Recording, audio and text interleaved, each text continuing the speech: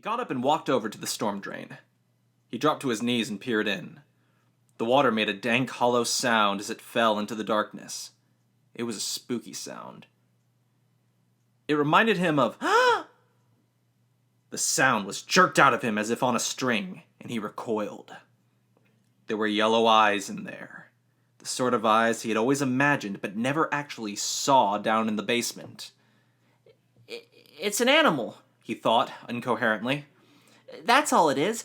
Some animal. Maybe a house cat that got stuck down in there. Still, he was ready to run.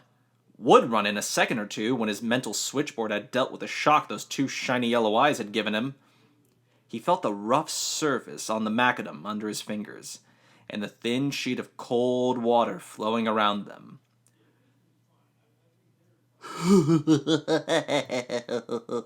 Hi, Georgie! The voice said. George blinked and looked again. He could barely credit what he saw. It was like something from a made-up story or a movie where you know the animals will talk and dance. If he had been 10 years older, he would not have believed what he was seeing. But he was not 16. He was 6. There was a clown in the storm drain. The light in there was far from good, but it was good enough so that George Denbrough was sure of what he was seeing. It was a clown, like in the circus or on TV. In fact, he looked like a cross between Bozo and Clarabelle, who talked by honking his, or was it her, George was never really sure of the gender, horn on the Howdy Doody Saturday mornings. Buffalo Bob was just about the only one who could understand Clarabelle, and that always cracked George up. The face of the clown in the storm drain was white. There were funny tufts of red hair on either side of his bald head, and there was a big clown smile painted over his mouth.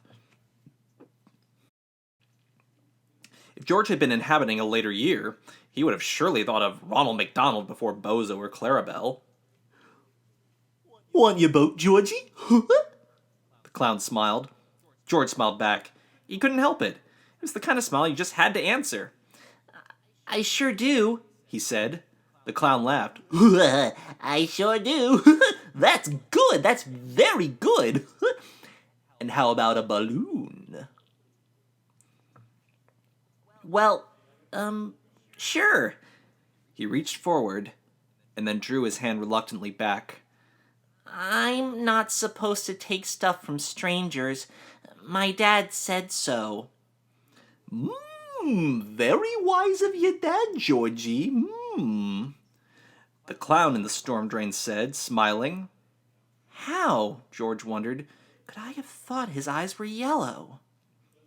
They were a bright dancing blue, the color of his mom's eyes. And Bill's. Very wise indeed. Therefore, I will introduce myself. I, Georgie, am Bob Gray. also known as Pennywise the Dancing Clown. Pennywise, meet George Denbrough. George, meet Pennywise. And now we know each other. I'm not a stranger to you, and you're not a stranger to me. Correct? George giggled. I guess so. He reached forward again and drew his hand back again. How did you get down there? Ooh, storm blew me away, Pennywise the dancing clown said. It blew the whole circus away. Can you smell the circus, Georgie? George leaned forward. Suddenly, he could smell peanuts. Hot roasted peanuts. And vinegar. The white kind you put on your French fries through a hole in the cap. He could smell cotton candy and frying doughboys and the faint but thunderous odor of wild animal shit. He could smell the cheery aroma of Midway sawdust. And yet,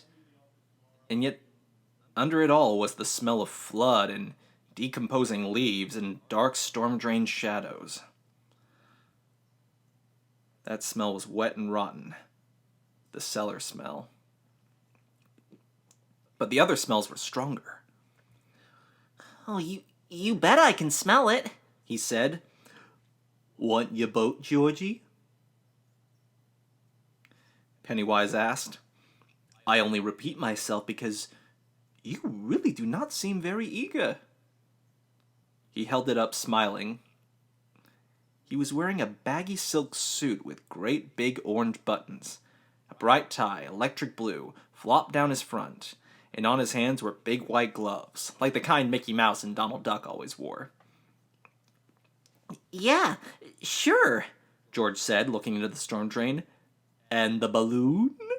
I've got red and green and yellow and blue. Do they float? Float? The clown's grin widened. Oh, yes.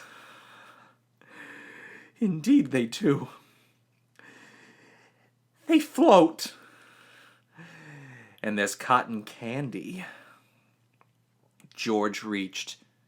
Suddenly, the clown seized his arm, and George saw the clown's face change. What he saw then was terrible enough to make his worst imaginings of the thing in the cellar look like sweet dreams. What he saw destroyed his sanity in one clawing stroke. They float! The thing in the drain crowed in a clotted, chuckling voice. It held George's arm in its thick and wormy grip. It pulled George toward that terrible darkness, where the water rushed and roared and bellowed as it bore its cargo of storm debris toward the sea. George craned his neck away from the final blackness and began to scream into the rain, to scream mindlessly into the white autumn sky which curved above Derry on that day in the fall of 1957. His screams were shrill and piercing, and all up and down Witcham Street, people came to their windows or bolted out onto their porches. They float, Georgie. They float. And when you're down here with me, you'll float too. George's shoulders socked against the cement of the curb, and Dave Gardner, who had stayed home from his job at the showboat that day because of the flood, saw only a small boy in a yellow rain slicker, a small boy who was screaming and writhing in the gutter, and muddy water surfing over his face and making his scream sound bubbly. Everything down here floats. That chuckling, rotten voice said, and suddenly there was a ripping noise and a flaring sheet of agony.